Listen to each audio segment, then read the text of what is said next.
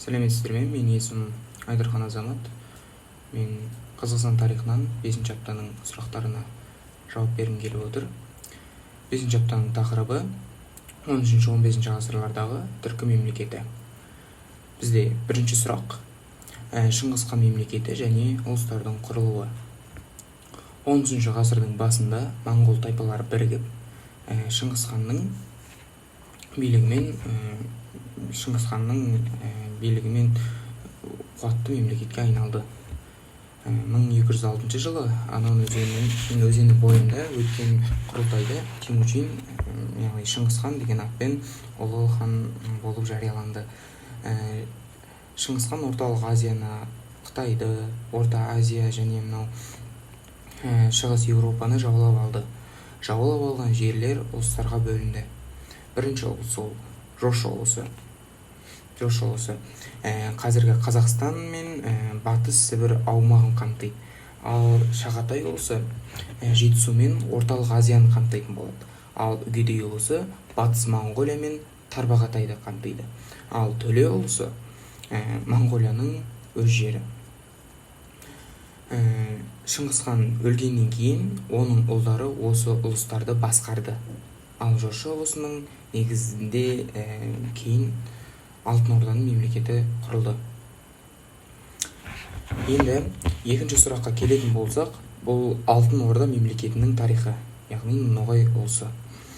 Алтын Орда 13-ші ғасырдың ортасында Батыс Сібір, Қазақстан, Еділ бойы және Қырым жерінде пайда болған мемлекет.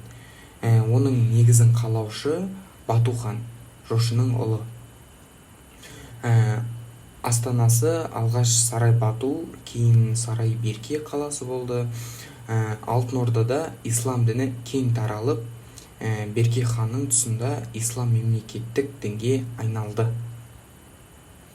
14-ші ғасырда Өзбек хан мен Жәнібек ханның кезінде мемлекет ең қуатты кезеңін бастан кешті.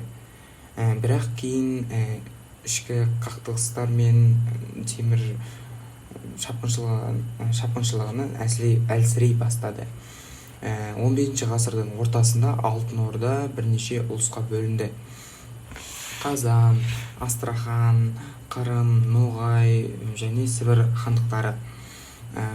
Олардың ішінде Ноғай ұлысы Еділ мен Жайық өзендерінің аралығында құрылып, Маңғыт руының билігімен өмір сүрді. Ноғай ұлысы 15-16 ғасырларда күшті болғанмен, кейін Ресей мемлекетіне бағынды. Ал енді үшінші сұраққа келетін болсақ, Моғолстан және Ақсақ темір жорықтары. Моғолстан мемлекеті 1348 жылы құрылған. Оны Шағатай ұрпағы Тоғылық темір құрды. Аумағы Жетісу, Тянь-Шань және Шығыс Түркістан жерлері. Моғолстанда түркі және моңғол тайпалары өмір сүрді. Басты тайпалар Дулат, Қаңлы, Үйсін, Керей тайпалары. 14-15 ғасырларда Моғолстан ішкі қақтығыстар мен сыртқы жаулардың шабуылына тап болды. Солардың ішінде ең ірісі Ақсақ темірдің жорықтары еді. Темір бірнеше рет Моғолстан мен Қазақстан аумағында жорық жасап, елді әлсіретті. Осы оқиғалар нәтижесінде Моғолстанда билік әлсіреп, кейінірек Қазақ хандығының құрылуына жол ашылды.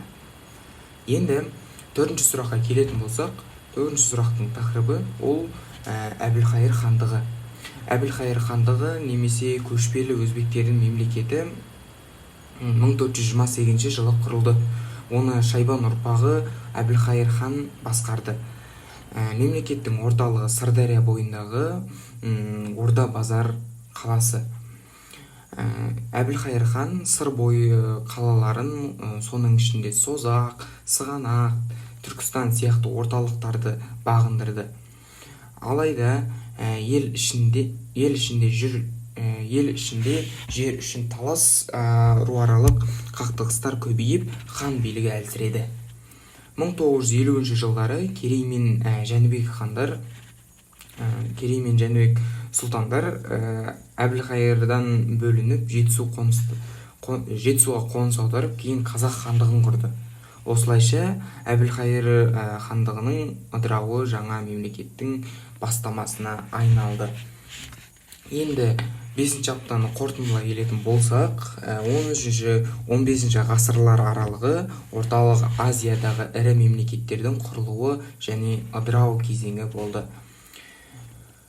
Бұл дәуірде Шыңғыс ханның жаулап алулары мен оның ұрпақтары құрған мемлекеттер Еуразия тарихында үлкен рөл атқарды.